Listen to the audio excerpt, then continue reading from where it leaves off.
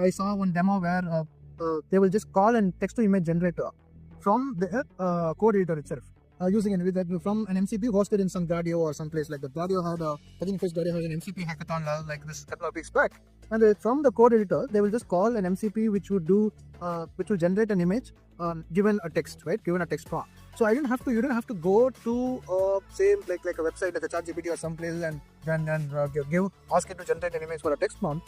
You also did not have to install any of the software in your machine, right? None of it. It's not like you are installing the diffusers pipeline in your machine or so on. We just said this is the prompt. I'm calling the MCP server. It takes the prompt. It takes the text prompt. It does the computation there. It gives you back the generated image as a result.